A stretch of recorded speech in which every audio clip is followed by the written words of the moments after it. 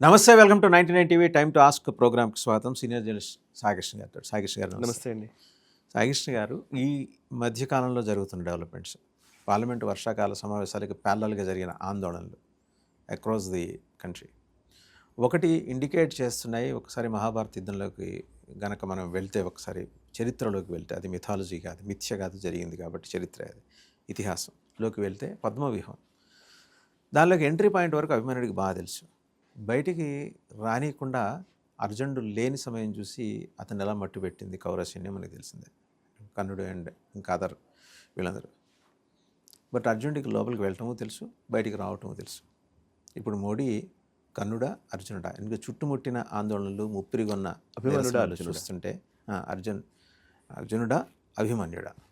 కరెక్ట్గా మీరు మంచి పోలిక ఇది. యాక్చువల్లీ పద్మవ్యూహం అనేది మనకు అందరికీ తెలిసిన కాన్సెప్టే. పద్మవ్యూహంలో అర్జునుడా అభిమన్యుడా? నరేంద్ర మోదీ నిజంగానే ఇప్పుడు ఈ పద్మవ్యూహాన్ని ఛేదించగలడా, ఛేదించి బయటకు రాగలడా, లేదంటే అభిమన్యుడిలాగా అర్ధాంతరంగా తన ప్రస్థానాన్ని ముగిస్తాడా? అందులో ప్రస్థానం అంటే ఏంటి? రాజకీయ ప్రస్థానం. లిటరల్లీ మాట ఇప్పటి వరకు నరేంద్ర మోదీకి ఓటమి తెలియదు. 2001లో ఆయన ముఖ్యమంత్రి అయిన రోజు నుంచి ఇప్పటి వరకు కూడా ఆయన ముఖ్యమంత్రిగా కన్సెక్యూటివ్గా గెలుచుకుంటూనే వచ్చారు. అండ్ పార్లమెంట్ సభ్యుడిగా డైరెక్ట్గా ఆయన ముఖ్యమంత్రి అయిన తర్వాత ఆయన మొట్టమొదటిసారి అసెంబ్లీలో అడుగుపెట్టారు, ఎమ్మెల్యే అయి. ప్రధానమంత్రి అయిన తర్వాత మొట్టమొదటిసారి పార్లమెంట్లో అడుగుపెట్టారు, ఎంపీ అయి. అప్పటిదాకా ఎంపీగా పోటీ చేయలేదు. సో ఆయనకి ఇప్పటి వరకు కూడా ఓటమి తెలియదు. ఈసారి ఆయన్ని గద్దె దించడం కోసం విదేశీ శక్తుల దగ్గర నుంచి స్వదేశంలోని అనేక పక్షాలు, ముఖ్యంగా విపక్ష పార్టీల దగ్గర నుంచి, అఫ్కోర్స్ రాజకీయ పార్టీలు రాజకీయం చేస్తాయి, దాంట్లో చదవట్లేదు, కానీ రాజకీయ పార్టీల వల్ల కానీ ఒక పరిస్థితి ఎదుర్కొంటున్న ఈ టైంలో వాళ్ళకు ఆలంబనగా ఉద్యమాల పేరిట కొంతమంది, టెక్నాలజీతోటి మెటా లాంటి సంస్థలు, ఇంకా జెన్ జీ, జెన్ ఆల్ఫా, రైతులు, ఇలా రకరకాల మైనారిటీలు, ఇట్లా రకరకాల పేరిట ఒక సివిల్ అన్రెస్ట్ క్రియేట్ చేసే ప్రయత్నం దేశంలో జరుగుతోంది. సో ఇప్పుడు ఎందుకు ఇదంతా మాట్లాడుతున్నామంటే, మొన్ననే మనం బొద్దింకల ఉద్యమం చూసాము, జంతర్ మంతర్ ప్రొటెస్ట్ తెలుసు మనకు. ఇప్పుడు జంతర్ మంతర్ సీజన్ 2 రాబోతోందని అభిజిత్ దీప్కే ప్రకటించాడు. సీజన్ 1, సీజన్ 2 అనేది జెన్జీ భాష, ఇది లింగో అంటారు కదా, వాళ్ళకి సంబంధించినటువంటి లాంగ్వేజ్. సో అందుకే సీజన్ 1, సీజన్ 2, ఇప్పుడు సీజన్ 2 వస్తోంది అని అంటున్నాడు. సీజన్ 2 ఎలా ఉండబోతోంది, ఎలా నరేంద్ర మోదీ ప్రభుత్వాన్ని ఇరకాటంలో పెట్టబోతున్నారు? అండ్ ఇంతకుముందు జంతర్ మంతర్లో ధర్మేంద్ర ప్రధాన్ టార్గెట్గా జరిగింది, ఆ టార్గెట్ అకంప్లిష్ అయింది, నెరవేర్చుకోగలిగారు ఆ డిమాండ్. నెక్స్ట్ అసైన్మెంట్కి వెళ్ళిపోతారు. సో ఇప్పుడు నెక్స్ట్ ఎవరు? ఇప్పుడు ఒక ఉత్సాహంతో ఉన్నారు లిటరల్లీ. నెక్స్ట్ వాళ్ళకి ప్రహ్లాద్ జోషియా? ప్రహ్లాద్ జోషి కాదు నాకు తెలిసి. ఇప్పుడు ఏముంటుంది, ఇప్పుడు అమిత్ షా అంటే నరేంద్ర మోదీ కావచ్చు, అమిత్ షా, నరేంద్ర మోదీ కొంచెం ఎస్కలేట్ చేస్తారు నెక్స్ట్ లెవెల్కి. సో ఇది సెకండ్ అంశం.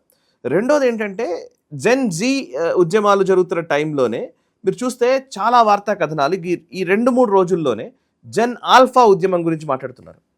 జెన్ ఆల్ఫా అంటే 18 సంవత్సరాల లోపల ఉన్నటువంటి బాలికలు అండ్ బాలురు. సో వీళ్ళు స్టూడెంట్స్, స్కూల్కి వెళ్ళే పిల్లలు. ఇవి కూడా ఎక్కడ జెన్ ఆల్ఫా ఉద్యమాలంటే 5 రాష్ట్రాలు, మధ్యప్రదేశ్, మహారాష్ట్ర, రాజస్థాన్ అండ్ బీహార్, యూపీ. ఈ 5 రాష్ట్రాల్లోనే జరుగుతున్నాయంట జెన్జీ ఉద్యమాలు. అవి కూడా ఎక్కడెక్కడ నేను చెప్తాను, రిపోర్ట్ అయినాయి ఇవన్నీ. అంటే వీటన్నిటిని కలిపి క్రోఢీకరించి ఆల్రెడీ రాజ్దీప్ సర్దేశాయ్ మాట్లాడడం మొదలుపెట్టాడు. జెన్ జీ కాదు, జెన్ ఆల్ఫా. జెన్ జీ బాటలో జెన్ ఆల్ఫా కూడా వచ్చారు. కానీ వీళ్ళందరూ ఉద్యమాలు చేస్తున్నారు. చాలా కష్టపడుతుంది కదా సార్ భారతదేశంలో విధ్వంసం, అన్రెస్ట్ క్రియేట్ చేయడానికి. బాగా హోంవర్క్ చేస్తున్నారు వాళ్ళు, బాగా చాలా.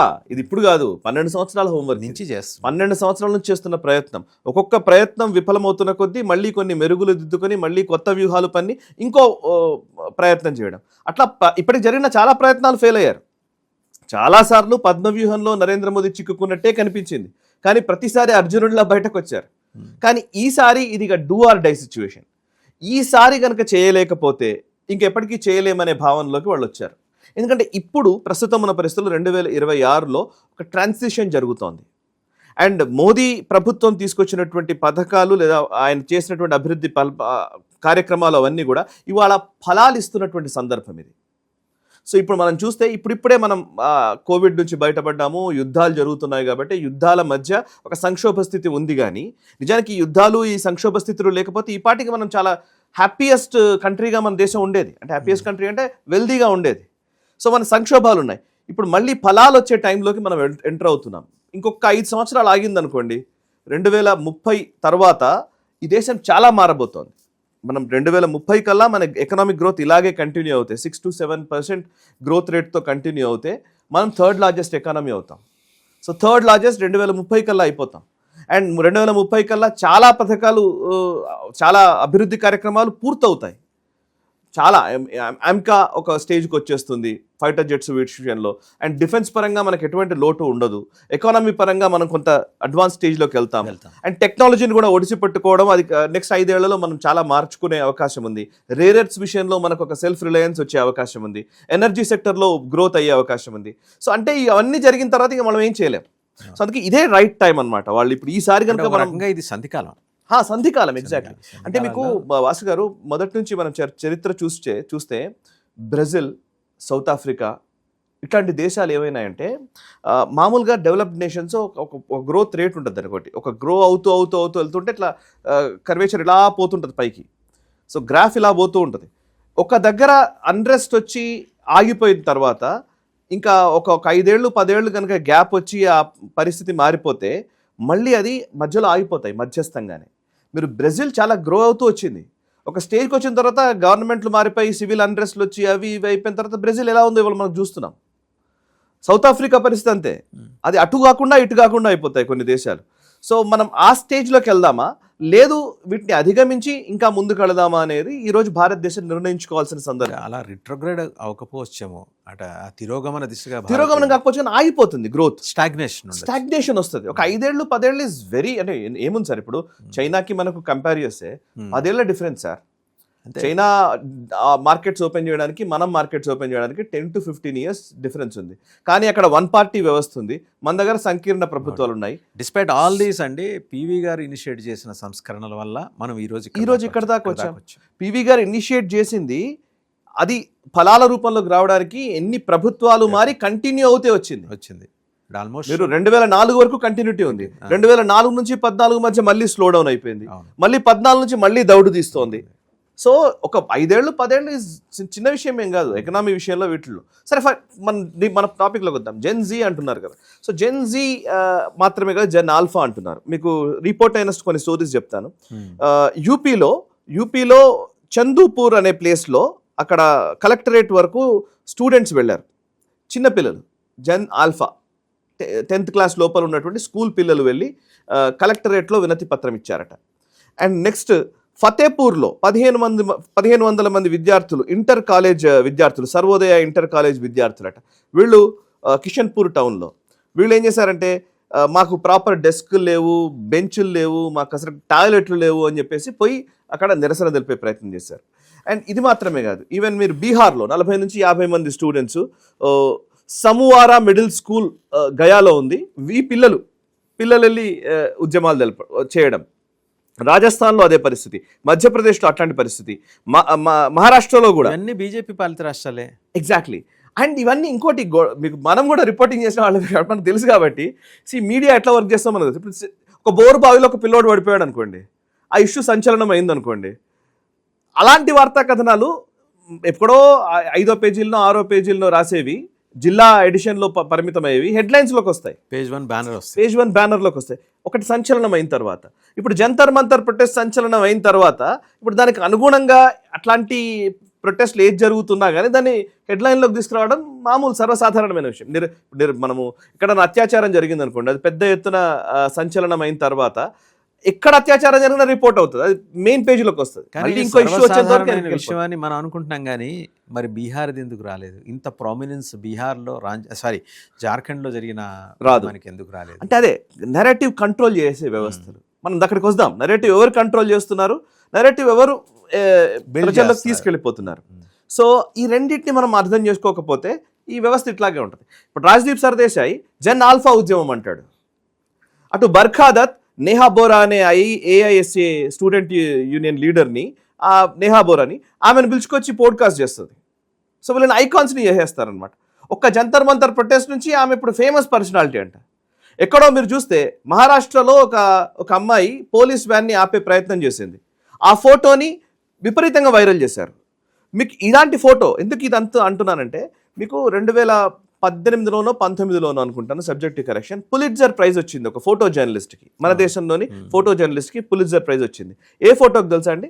జమ్మూ కాశ్మీర్లో రాళ్ళు రువ్వే ఒక వ్యక్తి, ఆ స్టోన్ పెల్టింగ్ చేసేటోడు, ఆ జమ్మూ కాశ్మీర్లో ఒక వ్యాన్ ఆగి ఉంటుంది, జమ్మూ కాశ్మీర్ పోలీస్ వ్యాన్ ఆగి ఉంటుంది, పోలీస్ వ్యాన్ మీద ఒక రాయితోటి ఎగిరి కొట్టేటువంటి విజువల్, అది ఫోటో తీశాడు.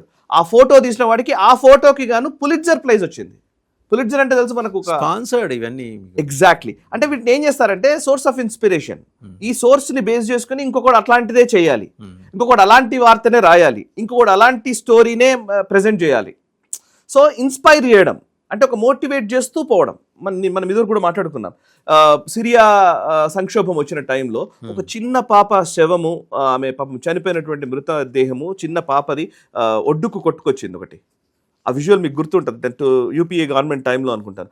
అది మొత్తం ప్రపంచాన్ని మార్చేసింది. ఎందుకంటే ఆ చిన్న పాపము సిరియా నుంచి ఎక్కడికి వెళ్ళాలో తెలియక సముద్రంలో వెళ్తుంటే పడవ గల్లంతైపోయి పడవలో మునిగిపోతే అక్కడ ఒక చిన్న పాప కొట్టుకొచ్చింది. ఆ శవం కొట్టుకొచ్చిన తర్వాత దాన్ని చూసిన తర్వాత యూరోపియన్ దేశాల్లో చాలా వరకు రెఫ్యూజీ ప్రొటెక్షన్ యాక్ట్స్ వచ్చాయి. రెఫ్యూజీల్ని తీసుకోవాలి, మనము శరణార్థుల్ని మనం అలో చేయాలనే యాక్ట్స్ వచ్చాయి. ఆ ప్రభావం వాళ్ళు చూస్తున్నాం మనం. 10 ఏళ్ల తర్వాత ఏం జరుగుతుందో మనకు తెలుసు. యూరోప్లో మొత్తం ఎలాంటి డెమోగ్రఫిక్ చేంజెస్ వచ్చాయో మనకు తెలుసు. అంటే ఇవన్నీ ఏంటంటే నెరేటివ్ బిల్డింగ్ ఎక్సర్సైజ్ ఇదంతా. మీకు ఒక ఎగ్జాంపుల్ చెప్తాను సార్. ఇప్పుడు ఈ పర్టికులర్ జంతర్ మంతర్ ప్రొటెస్ట్ నుంచి జెన్జీ ప్రొటెస్ట్లు జరిగినాయి కదా అక్కడ జంతర్ మంతర్లో. జంతర్ మంతర్ ప్రొటెస్ట్లని, రాంచీ ప్రొటెస్ట్లని బేరీజ్ వేసి మెటా ఎలా పనిచేస్తుందో కొన్ని కథనాలు వచ్చాయి. డేటా ఎలా వర్క్ చేస్తుంది అనేది, డేటాని ఎట్లా వీళ్ళు ఇంటర్ప్రిట్, ఎట్లా వీళ్ళు అల్గారిథం సెట్ చేసి ఎలా పుష్ చేస్తున్నారని. రాంచీ అజిటేషన్ సప్రెస్ చేసింది కదా మెటా. మీకు డిఫరెన్స్ చూపిస్తాను. ఢిల్లీ ప్రొటెస్ట్లో 5239 పోస్టులు వచ్చాయట. అంటే ఎగ్జాక్ట్ ఒక పీక్ టైంనే తీసుకున్నారు వాళ్ళు. ఎప్పుడైతే వాళ్ళ మీద లాఠీ చార్జ్ జరిగాయో అది. ఇక్కడ రాంచీలో కూడా లాఠీ చార్జ్ జరిగాయి. రెండు కంపేర్ చేస్తే 5239 పోస్టులు పెట్టారు ఈ పర్టికులర్ జంతర్ మంతర్ ప్రొటెస్ట్ల మీద. ఇటు సైడు 1062 పోస్టులు వచ్చాయి. 1062 పోస్టులు. 5200 పోస్టులకి 1,87,00,000 వ్యూస్. 1062 పోస్టులకి 6 లక్షల వ్యూస్. మీరు అర్థం చేసుకోండి, జస్ట్ 5 టైమ్స్ ఎక్కువ పోస్టులు ఉన్నాయి. అంటే 1000 పోస్టులు ఉంటేనేమో 6 లక్షలు వచ్చాయి, 5,000 పోస్టులు పెడితేనేమో 1,87,00,000, ఇంచుమించు 2 కోట్లు. అంటే ఏ హ్యాష్ ట్యాగ్ని ప్రజెంట్ చేస్తున్నారు, ప్రమోట్ చేస్తున్నారు. Number 1. Number 2, average engagement per post. Average engagement, ఒక పోస్ట్కి ఎంగేజ్మెంట్ ఎలా ఉంది అంటే కనుక రాంచీ ప్రొటెస్ట్లకి 535, అదే జంతర్ మంతర్ ప్రొటెస్ట్లకి 3,547 ఎంగేజ్మెంట్. ప్రతి పోస్ట్కి engagement, average engagement. And unique accounts ఇటువైపు ఉన్నాయి, ఇటువైపు. రాంచీలో 290 యూనిక్ అకౌంట్స్ పనిచేశాయి, ఇక్కడ 3,100 యూనిక్ అకౌంట్స్. ఇంకోవైపు వ్యూస్ ట్రెండ్, నిజంగా చెప్పాలంటే కంటిన్యూస్ గ్రోత్. జంతర్ మంతర్ అయితే కంటిన్యూస్గా వ్యూస్ ట్రెండ్ అవుతూనే ఉన్నాయి, పెరుగుతూనే ఉన్నాయి. అల్గారిథం ఎట్లా సెట్ చేస్తారు చూడండి. Jantar Mantar first 1 day rapid growth ఉంది, తక్కువని పడిపోయింది, గ్రాఫ్ మొత్తం పడిపోయింది. వాళ్ళ డేటా సెంటర్స్కి సంబంధించిన గ్రాఫిక్స్ చూస్తేను మీరు ఏదైనా సరే ట్రాక్షన్ ఎలా బిల్డ్ అవుతుంది సార్? మనం మామూలుగా గ్రాడ్యువల్గా ఎప్పుడు కానీ బిల్డ్ అయ్యే క్రమంలో సడన్గా ఎందుకు పడిపోయింది అంటే ఇమీడియట్లీ ఏదో టెక్నికల్లీ హ్యూమన్ ఇంటర్వెన్షన్ తోటి ఏదో మార్చారు అని అర్థం. అండ్ మెటానే అంగీకరించింది. మొన్నటి జంతర్ మంతర్ ప్రొటెస్ట్లకి మేము డబ్బులు తీసుకొని వీటిని అల్గారిథం సెట్ చేసి పుష్ చేశాము అని.